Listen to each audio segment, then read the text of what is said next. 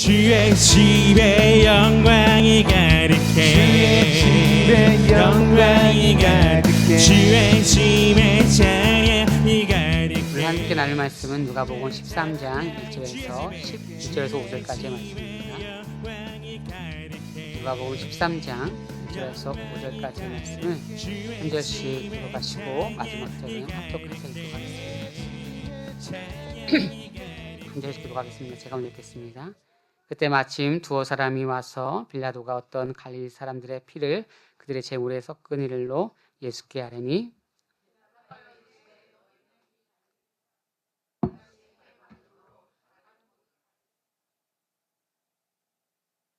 너에게 이르노니 아니라 너희도 만일 회개하지 아니하면 다 이와 같이 망하리라.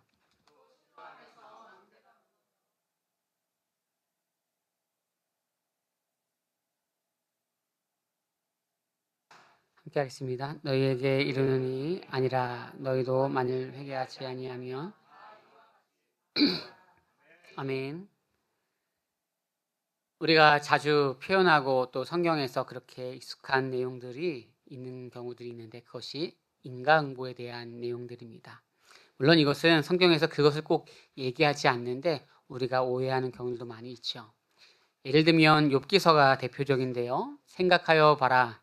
죄 없이 망한 자가 누구인가? 정직한 자의 끊어짐이 어디에 있는가? 라고 하는 거죠. 그러니까 죄를 짓게 되면 저주가 임하고 이러한 우리의 삶의 어려운 일들이 뭔가 잘못된 죄 때문에 온다라고 하는 공식화되는 생각, 위험한 신앙입니다. 제가 자주 얘기하지만 성경을 볼 때 우리의 관념, 고정관념, 생각으로 보는 것이 아니라 하나님이 어떠한 분이신지에 대한 이해를 하게 되면 오히려 성경이 어려웠던 부분들도 풀리게 됩니다. 그런데 그렇지 않으면 아주 쉬운 것들도 어려울 때가 있죠. 고통과 재난 앞에서 우리는 무엇을 생각할까요? 예를 들면 현대사회에서는 불행과 재난 앞에 끊임없이 이러한 질문들을 합니다. 왜 저 사람은 저러한 고통을 당할까? 나는 저런 일을 당하지 않은 걸 보면서 괜찮은 사람일까? 하나님이 계시다면 저런 일들이 왜 일어날까라는 생각을 하게 되잖아요.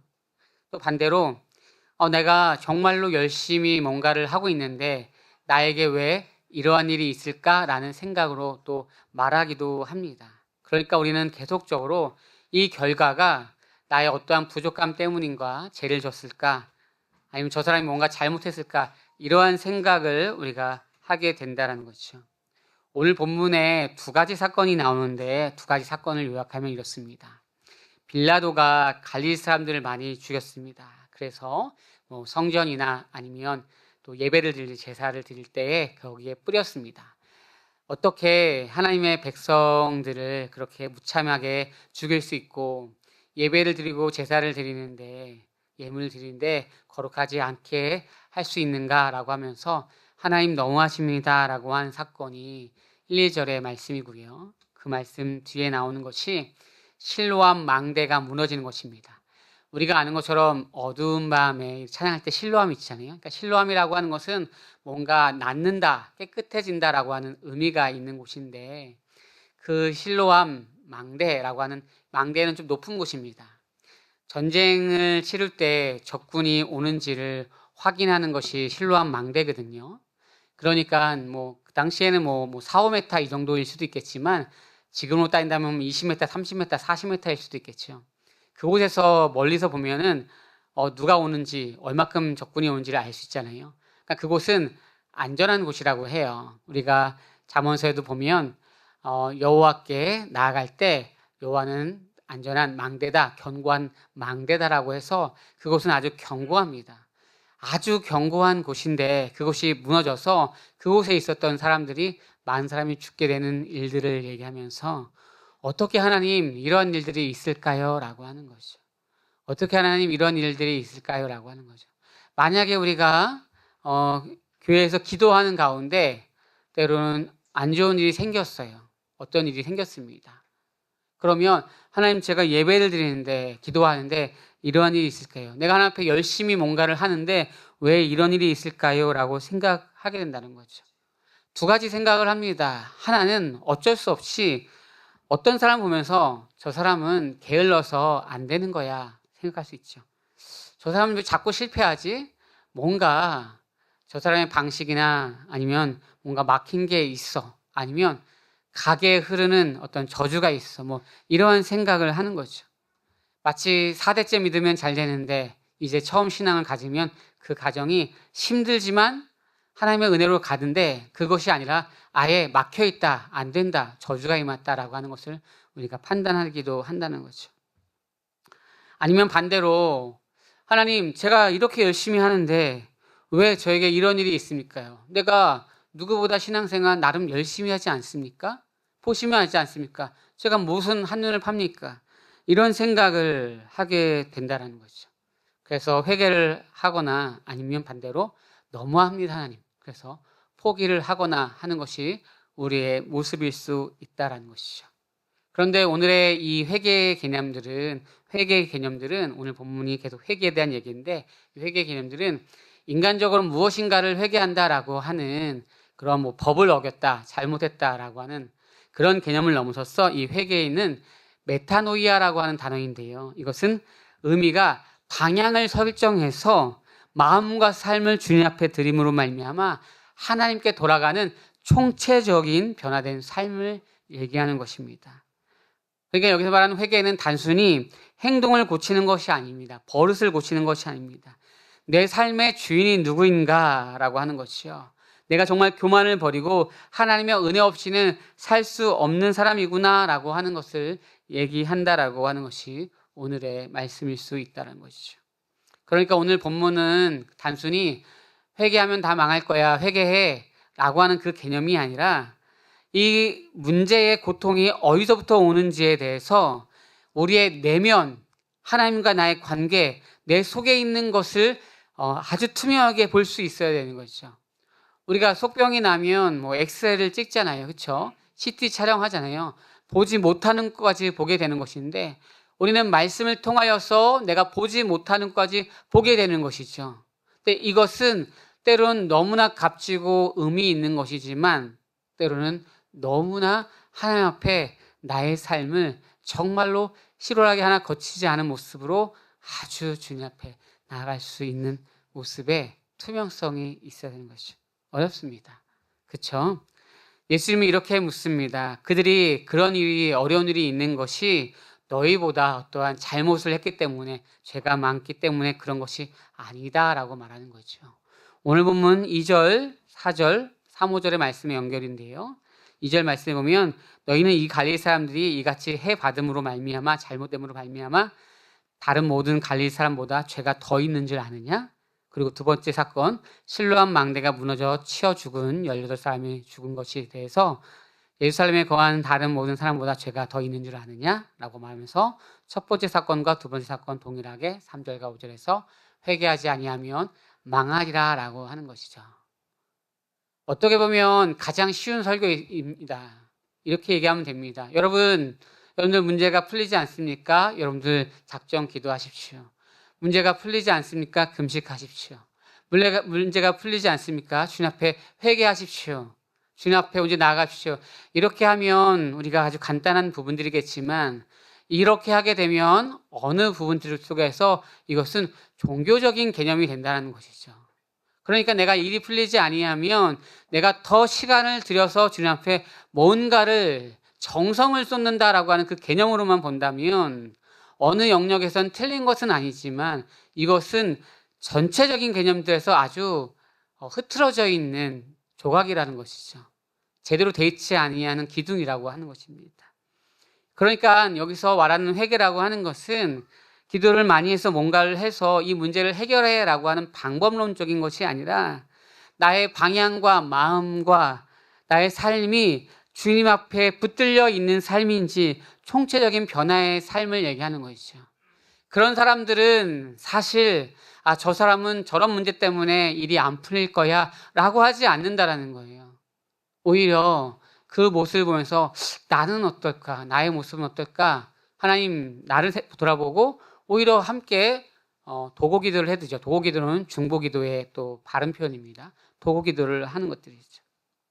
아니면 하나님 제가 왜 이렇게 사업이 안 풀립니까? 아니 제가 왜 또 이렇게 몸이 아픕니까? 하나님 제가 또 뭔가 왜 일이 안 풀립니까? 라고 생각하는 가운데 왜 저는 다른 사람들보다 더 가혹한 일을 당합니까? 라고 하기보다 이거 역시도 주님 앞에 기쁨으로 나아가면서 그분과 교제하면서 나의 모습에 어떠한 모습 가운데 있는지를 주님과의 관계를 더욱더 돈독하게 할 수 있다는 거죠. 다시 말해서 이 말을 요약하면 종교적인 회개를 하는 것이 아니라 회개는 복음적인 회개를 해야 되는 것입니다. 그럼 복음적인 회개가 무엇인지를 제가 조금 더 설명하는데 저에게 오늘 본문이 조금 어려워요. 오늘 본문이 좀 어렵지만 이것이 글씨가 어려운 것이 아니라 여기에 담겨져 있는 예수님의 깊은 사랑, 그리고 그 앞에 내가 투명하게 있는 나의 존재 자체가 어려운 것인데 그것만 우리가 잘 이해하면 이 말씀이 어렵지 않을 줄 믿습니다. 그러면 우리가 종교적인 회개를 넘어서 복음적인 회개로 나아가는 것이 무엇인가라고 할 때 하나님의 인자하심을 경험하는 것에 대한 중요성이 있습니다. 오늘 본문 2장 4절의 말씀인데요. 같이 한번 읽어볼까요? 시작. 혹 내가 하나님의 인자하심이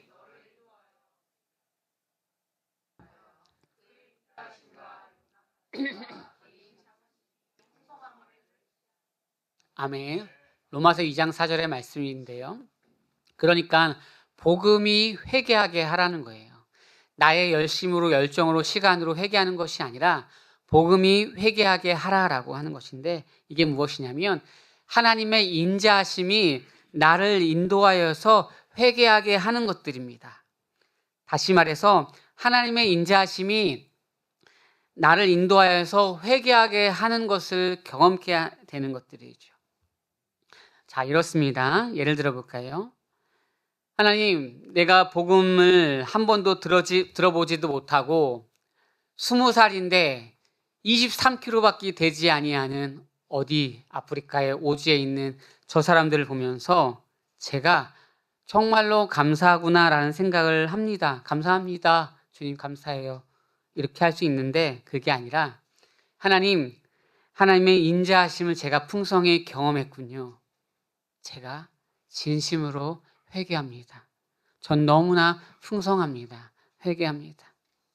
주변에 어떠한 이들이 때로는 병상에 누워 있어서 잘 걷지도 못하는데 저 사람이 정말로 뭔가 특별히 잘못한 것도 없고 열심히 사는 사람인데 어느 젊은 나이에 저런가라고 하는데 저는 두 발로 뛰고 걷고 나아갈 수 있습니다. 하나님 감사합니다라고 하는 것이 아니라 하나님의 인자하심이 저의 삶에 이렇게 풍성한 삶을 허락해 주셨군요. 제가 주님 앞에 진정으로 회개합니다. 진정으로 회개합니다라고 하는 거예요. 이해가세요? 쉽지 않죠. 어렵습니다. 내가 무엇이간데 하나님의 말씀을 부족하지만 전하고 묵상할 수 있는지 주님 감사합니다라고 하는 것이 아니라 하나님 제가 너무나 회개합니다. 저는 이렇게 주의 말씀을 전할 수 있는 존재가 되지 못합니다. 내 자녀가 잘 되고 더 좋은 것을 누릴 수 있습니다. 내가 어제 맛있는 것을 시켜 먹었는데 오늘도 또 맛있는 것을 시켜 먹을 수 있습니다. 걱정하지 않습니다. 내일 또 맛있는 것을 시켜 먹을 수 있습니다. 아니 어제도 외식했는데 오늘도 외식할 것입니다. 저는 이렇게 충분히 어제와 오늘 다 외식할 수 있는 그러한 가정입니다. 차에 기름이 없어서 기름을 넣을까 말까 고민해 본 적이 없습니다. 난방을 추우면 틀고 더우면 에어컨을 틀고 있습니다. 식당의 가격 때문에 치킨을 한 마리 시킬까 두 마리 시킬까 고민하다가 에이 두 마리 시키자 할 수 있는 사람입니다. 저는 이렇게 풍성한 사람입니다. 지난번에 일주일 전에도 여행을 갔다 왔는데 전 이번에도 또 여행을 갈 수 있습니다. 저는 풍성한 사람입니다. 감사합니다 하고 얘기하는 것이 아니라 하나님 제가 오늘도 회개합니다. 전 이렇게 풍성한 삶을 살고 있습니다. 전 오늘도 주님 앞에 나의 삶을 회개합니다. 이렇게 주님께서 하나님의 인자하심을 경험한 사람들은 주님 앞에 그런 회개의 자리에 나가게 주님께서 그 인자하심을 주신 이유가 그것 때문이라는 것들입니다. 하나님의 깊은 인자하심을 경험한 사람에게 쉬운 일 같지만 아주 어려운 말씀인 것 같아요. 오늘 살아가는 현장 속에서 충분히 저 사람은 저래, 이렇게 이래, 나는 왜 이렇지? 라고 할 수 있는 것에 있어서 우리는 충분히 판단할 수 있지만 하나님의 인자하심을 경험한 사람들은 하나님, 내가 그냥 주님 앞에 기도합니다 라고 하는 것들이죠. 오늘 제가 조금 늦었으면 하나님, 제가 좀 늦어요. 오늘 저는 택시를 타고 올 거예요. 할 수 있는 그런 존재입니다. 저는 주님 앞에 회개합니다. 그랬던 것 같아요. 저도 고등학교 때 조금 성가대에 섰었는데 조금 늦으면 돈이 아깝죠. 고등학교 돈이 없어요. 그러나 대지동통은 뜯어서 택시 타고 교회를 갔던 것 같아요. 그 당시에는 한 30분 걸어야지 교회를 갔었는데 500원씩 아껴가지고 그거를 모아서 한 달에 헌금하는 것이 고등학교 1학년 때 저의 기쁨이었어요. 하나님, 제가 30분 오늘 걸어서 또 갑니다. 그런데 억울하지 않고 너무나 좋습니다. 이거 모아서 주님 앞에 드립니다. 그러니까 우리의 삶은 어떤 상황들을 볼 때 그냥 주님 앞에 기도합니다. 감사합니다. 그리고 내가 더 넘치는 것이 있습니다. 잘못해서 회개가 아니라 전 이렇게 풍성합니다. 회개합니다. 라고 하는 것들이죠. 그것이 우리의 자녀들에게 아주 아름다운 하나님과의 나의 관계 속에서 내가 잘못할 때 하나님 앞에 기도하고 찾는 것이 아니라 우리 주님은 어느 상황에서도 나를 품어주시는 것이고 나는 어느 상황에서도 주님 앞에 마음껏 기도할 수 있고 마음껏 감사기도 할 수 있고 마음껏 회개기도 할 수 있고 마음껏 솔실수하는 것이 억울해서가 아니라 그러한 정말로 친구 같은 존재. 요한복음에 주님은 나의 친구라고 하죠. 이건 이스라엘 백성에게는 가당치 않은 말이에요. 주님은 나의 친구라고 하는 개념들이죠. 그러니까 이 말씀이 너무나 어렵지만 때로는 이해가 가신다면 여러분들은 하나님의 인자하심을 경험하신 분입니다. 아니, 내가 이만큼 교회 생활 열심히 하고 내가 이만큼 하고 하는데 아니 목사님 너무한 거 아니에요? 왜 회개하라고 하세요? 라고 하는 것이 아니라 하나님, 그렇죠, 제가 회개할 수 있죠. 불편하지 않습니다. 한다면 여러분들은 하나님의 인자하심을 풍성히 경험했던 분들입니다. 경험하고 있는 분입니다. 근데 저는 어저께 늦은 시간까지 이게 도대체 이해가 안 되는 거예요. 아니 하나님, 제가 하나님 앞에 뭘 더 얻기 위해서 나아갔습니까? 뭐 좋은 거 하나 더 얻기 위해서 날마다 고민한 적 있습니까? 더 맛있는 거 먹으려고 고민한 거 있습니까? 그런 거 없는데요. 저는 더 주님 앞에 어떻게 하면 더 아름답게 나가고 복음이 될 수 있을까? 교회가 교회 될 수 있을까라고 하는데 제가 왜 회개를 합니까? 저는요? 라고 하면서 주님과 어제 밤에도 굉장히 저는 불편했어요. 하나님의 인자하심이 저를 완전히 사로잡지 못하고 있는 것이죠. 회개는 복음에서 시작됩니다. 회개는 죄책감에서 시작되는 것이 아니라 하나님의 은혜와 사랑을 보았기에 터져나오는 환호성, 감사와 기쁨입니다. 내가 정말 충만하면 오늘 저 사람이 굴을 잘못해도 내가 괜찮아, 그럴 수 있지, 오케이, 오 라고 할 수 있는데 오늘 내가 충만하지 아니한다면 저 사람이 일만 잘못해도 나의 심기를 건드렸어 라고 하는 것이기 때문에 사실은 모든 것은 바깥에서 남에게 있는 것이 아니라 내 안에 있는 것이야. 빌립보서 2장 4절에 내 안에 있는 것이요, 각각 나를 돌아보는 것이기에 오늘 내 안의 것과 하나님과의 관계인 것이지 사실은 세상의 환경과 상황들 속에서 이루어지는 것은 거의 존재하지 않는다는 것이죠. 그러게 우리는 항상 생각해야 되는 것이죠. 진짜 기도는 두려움에서 오는 것이 아니라 사랑을 경험한 이들이 그 은혜를 맛보았기 때문에 나오는 환호의 기쁨이기 때문에 회개는 슬픈 것이 아니라 감사와 영광과 기쁨 가운데 나아가는 어떠한 우리의 찐 사랑의 표현일 수 있다는 것이죠.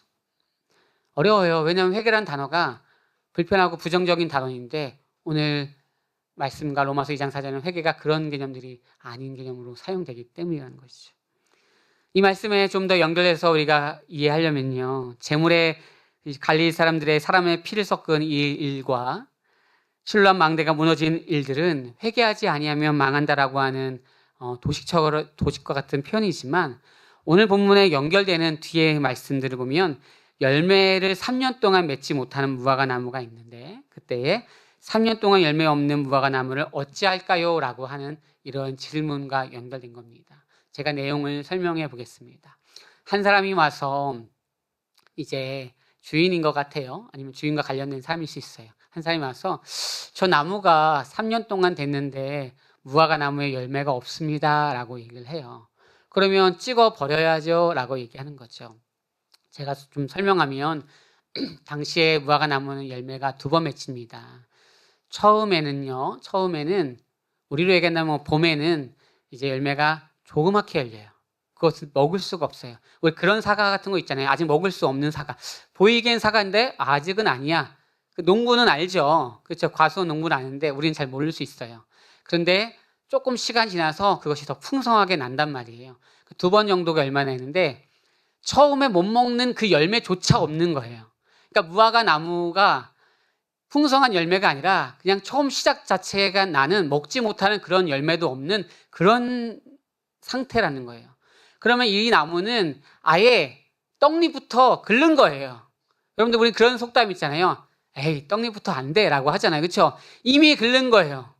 우리도 살다 보면 이미 알아요. 쟤는 이미 안 돼 라고 알아요. 그렇죠? 아니 쟤가 되겠어. 쟤는 저 정도가 끝이야 라고 이미 우리는 안단 말이에요. 야, 쟤는 진짜 잘 될 거야 라고 하는 경우들도 많아요. 우리는 이렇게 판단한단 말이에요. 우리는 경험이 있기 때문에, 직관적인 것들이 있기 때문에. 그런데 오늘 이 나무는 그 중에서도 안 되는 거예요. 자그마한 열매도 없고 1년이 아니라 3년 동안이면 6번의 열매인데 한 번도 없었다라는 거예요. 그래서 이제 저거를 찍어버리세요 라고 했을 때 이제 포도원 청지기가 이제 주인에게 얘기하는 것들이 있죠. 1년만 더 기다려주면 안 될까요? 제가 땅을 파고 기름을 해서 잘 열매 맺게 노력하겠습니다 라고 하는 거예요. 그리고 또 1년이 지났어요. 어떻게 됐나? 1년만 더 기회를 주면 안 될까요? 1년만 더 있으면 진짜 될 것 같습니다. 제가 다시 땅을 파고 기름을 줘서 좋게 만들겠습니다 라고 하는 거예요. 뭘 비유하는 말씀일까요? 연결된 말씀이. 여기서 내가 땅을 판다, 기름을 준다라는 건 포도원 지기는 예수님을 상징하는 거예요. 포도원이라고 하는 것이 이스라엘 백성을 상징하는 거죠.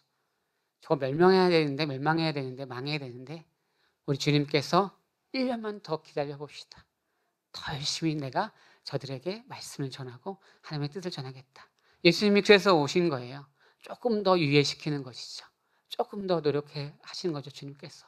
그래서 우리 애가 조금이라도 변할 수 있게 주님께서 땅을 파고 기름도 주고 좋은 땅이 아닌데, 좋은 모습이 아닌데 계속적으로 안 될 것에 투자를 하는 거예요.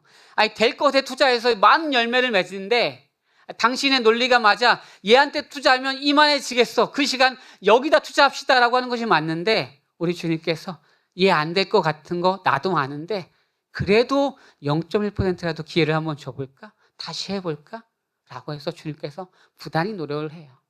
오늘 우리를 향하여서 주님께서 될 사람이면 확 밀어줄 건데 안 될 사람인 것도 어려운 것도 우리가 이 예배를 드린 것 자체도 힘들지만 그냥 그에게 주님께서는 계속 기다리고 유예시켜주는 은혜가 있는 것이죠. 은혜는 유예된 심판에서 주어지는 것이고 언젠가 우리가 주님을 만날 그날에 심판이 있겠지만 우리의 이 삶의 속에서 3년이 아니라 30년 그 시간들도 계속적으로 기다려줍니다. 수많은 사람들이 와서 얘기하는 거죠. 찍어버리세요 이제. 땔감으로 쓰는 게 낫지 않아요? 찍어버리세요. 그러나 주님께서는 또 간청합니다. 주인이여 금년에 그대로 두소서 1년만 기다려주소서라고 합니다. 팀 켈러는 종종 이렇게 말합니다. 복음은 당신을 있는 그대로 받아들이지만 거기 그대로 머물게 두지는 않습니다. 반드시 삶의 변화, 즉 열매를 맺게 합니다. 여러분들 열매가 없는 것 같습니까? 여러분들 호통치고 소리치지 마세요. 주님도 우리를 기다리는데 그렇죠? 우리의 차이가 이 사람과 5%의 차이잖아요. 주님과 나는 이만큼 차이인데 주님이 우리를 기다리니까 조금 더 기다려주세요. 1년만 기다려주세요. 예배의 사람으로서 또 은혜의 사람들을 우리가 다 변화될 줄 믿습니다. 무화과나무는 이렇게 이스라엘 그리고 나를 상징하는 것이고요. 열매 없는 신앙, 습관이 된 종교생활, 자기의로 가득 차는 모습들, 결국 하나님의 심판 앞에 언젠간 쓰겠지만 주님께서 이렇게 나아가는 것이 오늘의 말씀인 거죠. 사실 오늘 개인적으로는 이 말씀이 저에게 좀 어렵다고 했잖아요. 제가 개인적으로 어려운 말씀은 성경에서 사실은 거의 없어요. 교만하다고 여기지 말아주시고요. 하나님을 사랑하게 되면 이것 자체가 그냥 다 말씀을 오는데, 오늘 이 말씀은 어제 늦은 시간까지 제가 집에 갔다가 다시 왔어요. 왜냐하면 말씀이 준비가 아직 안 된 것 같아 라고 해서 12시 넘어 다시 와서 말씀을 계속 읽으면서 다시 머물러 있었어요.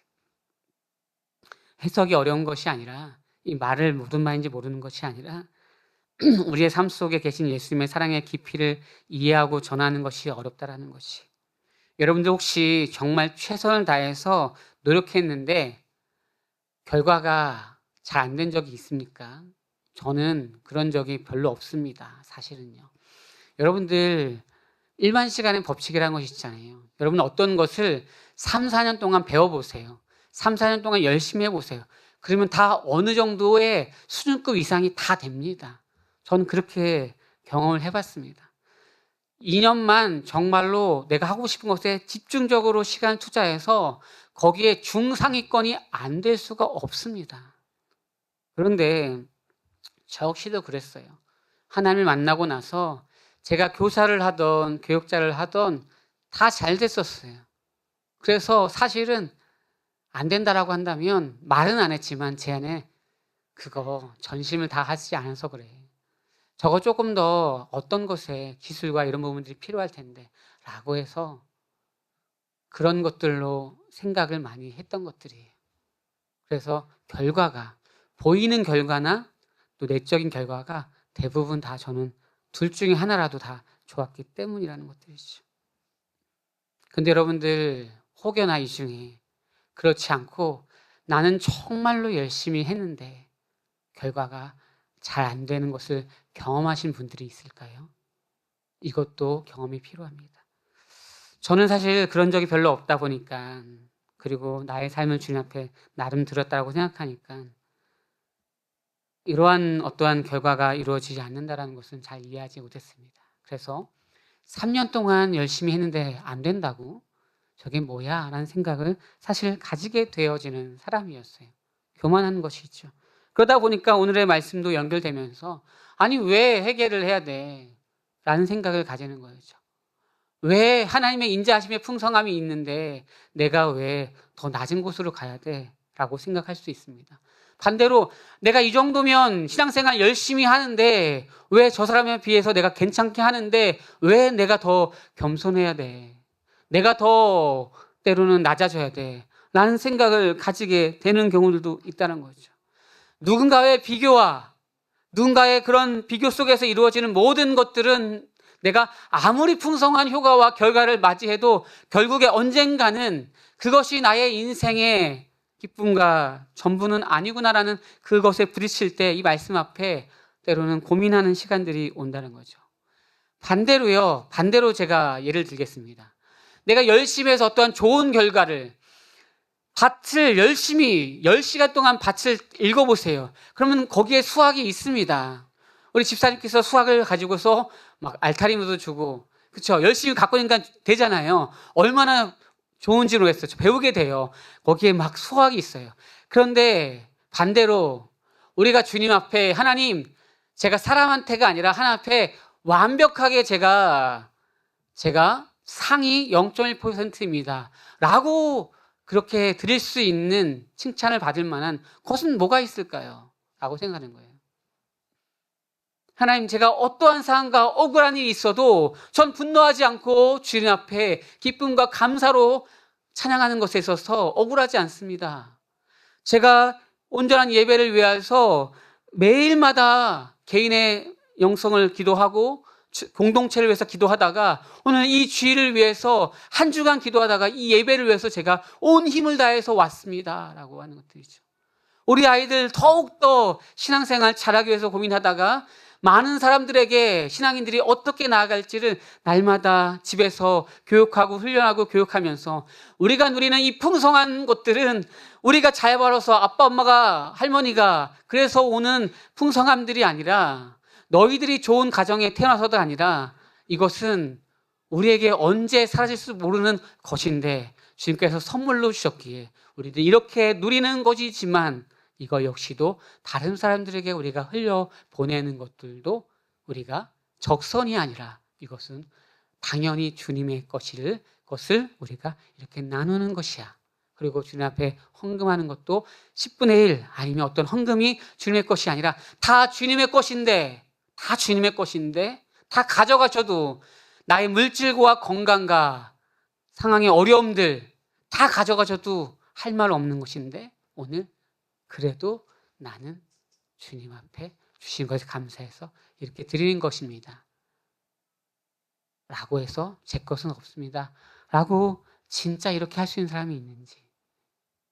오늘 말씀은 어렵다라고 했어요. 왜냐하면 여러분들이 그렇게 살라고 하는 것이 아니라 오늘 말씀이 아까 연결된 말씀에 하나님의 인자하심을 풍성하게 경험한 사람들이 하나님 앞에 회개함으로 나아갈 수 있는가. 그렇게 된다라고 하는 거예요. 여러분 다 될 수 있습니다. 우리는 주님의 풍성함을 날마다 경험하기 때문이라는 거죠. 말씀을 정리해 봅니다. 이렇게 보면 저는 부끄러운 열매를 가지고 있는 것이죠. 작은 뭐 하나 결과를 가지면 그때 하나님 이거 됐습니다 라고 해가지고 막 뭔가 내가 아주 잘하는 사람처럼 되고 또 뭔가 노력했는데 안 되면 하나님 이거 안 되는데 왜 저는 이렇게 노력해도 안 됩니까? 라고 하는 존재가 저의 존재입니다. 그러나 주님은 잘돼도 못해도 끝까지 기다리시면서 우리를 빚어가시는 주님입니다. 끊임없이 우리를 기다리시면서 그 사랑 앞에 머물기를 소망하는 분이죠. 오늘 말씀이 우리의 삶을 이끌어가고 그래서 오늘 우리의 삶에 효과와 결과로 이루어지는 것이 아니라 언제나 친구처럼 우리를 사랑하시는 주님 앞에 내가 완벽한 자유함으로 기쁨과 감사로 나가는 우리 모두가 되길 예수님의 이름으로 소망합니다. 내 모든 것 내 모든 것 나의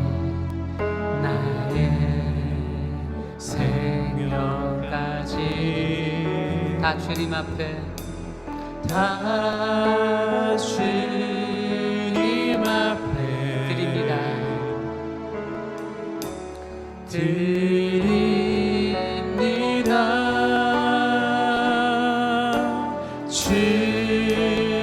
주님 제 안에서 이제 내 영혼 자유해 내가 주의 거룩한 이름을 높이며 예배하리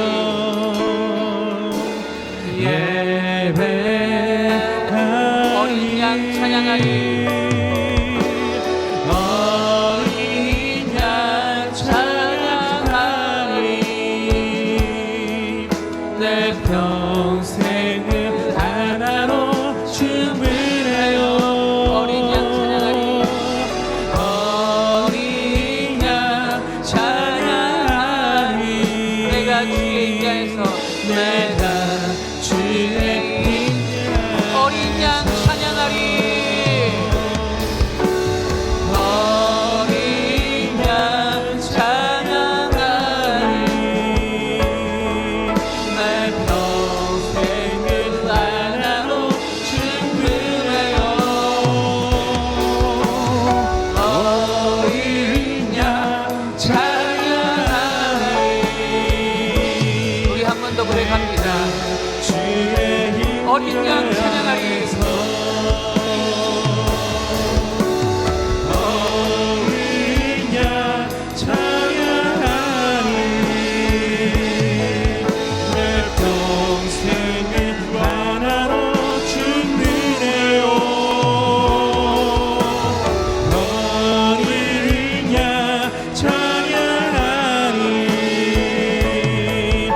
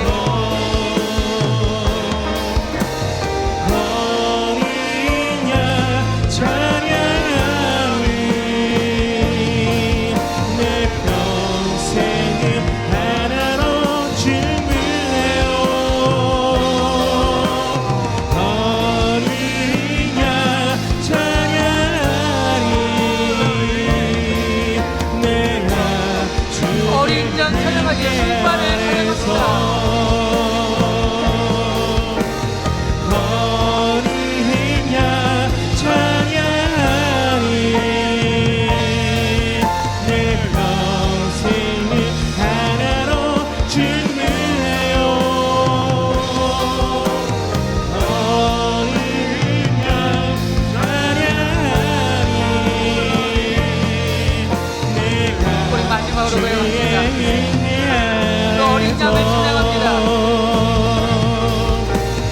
어린 양 찬양하리 내 평생을 하나로 충분해요 어린 양 찬양하리 내가 주의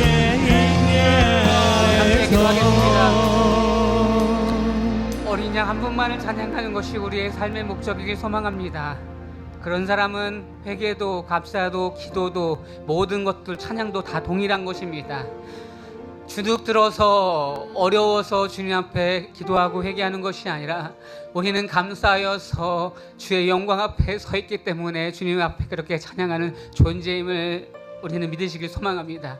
주님은 오늘도 열매가 없어서 찍어버리라고 하는 수많은 사람들 앞에 1년만 더 기회를 주자 1년만 더 기회를 주자라고 말씀하십니다. 그 사랑 앞에 그 풍성한 것을 경험함으로 말미암아 나의 환경과 내 모든 것이 손에 쥐어진 어떠한 것으로 풍족한 것이 아니라 내 안에 있는 주님이 살아 움직임으로 오늘도 내가 이렇게 감사하고 기쁩니다라고 하는 것을 경험케 하시고 나의 주변 사람들에게 나의 가족의 풍성히 알 수 있는 우리의 삶이 되게 하고 주여 한번 하고 기도하겠습니다. 주여 주의 임대 아래서 어린 양 찬양하리 내 평생을 하나로 충분해요 어린 양 찬양하리 내가 주의 임재 아래서 어린 양 한 분으로 만족하게 하여 주옵소서. 내가 그 어린 양을 보여야 내가 나의 삶을 이끌어주게 하시고 하는 억울한 일을 당한 사람도 우리 아픈 분들도 사업이 안 되는 분들도 삶에 힘든 분들도 가족에게 어려운 일들도 주님 앞에 나가는 오늘의 모든 시간들이 주님 앞에 나가는 시간 되게 해주고 마지막으로 우리 찬양 한번 부릅니다. 어린 양 어린 양 찬양하리 내 평생을 하나로 충분해요 어린 양 찬양하리 내가 주의 임재 아래서 사랑해 주님 감사합니다. 주님을 너무나 사랑하지만 또 가정에 어려움이 있는 분들이 있습니까? 또 물질에 어려움이 있는 분들이 있습니까? 몸이 약한 분들이 있습니까? 내 자신을 어떻게 해결하지 못하는 분들이 있습니까? 우리는 포기하지만 주님께서는 또 1년에 기회를 주시기에 오늘도 주님의 그 사랑 앞에 머무르는 우리가 되게 하시고 환경을 넘어서서 나의 마음의 평안과 풍족함으로 이 땅의 모든 것을 다 가진 것에 만족할 수 있는 우리의 삶이 되게 하시고 그것이 주님이 내 안에 계신 그 한 가지라는 것을 분명히 인식함으로 내가 이 땅에 가지고 있는 풍성한 그것이 내가 무엇인가를 노력해서 가지는 그 열매이기도 하지만 다 주님의 것이기에 내가 이것이 얼마나 소중한지를 기쁨으로 감사로 회개하며 영광 돌리시는 우리의 삶이 되게 준도와 주옵소서. 이제는 예수 그리스도의 은혜와 하나님 아버지 극진하신 사랑하심과 성령님의 감화 감동하심과 새롭게 하심이 그렇게 역사하실 모든 우리의 삶의 터전과 시간들 위해 그리고 펼쳐질 우리가 만날 모든 사람들의 시간들 위해 이제부터 영까지 함께 있을지어다. 아멘.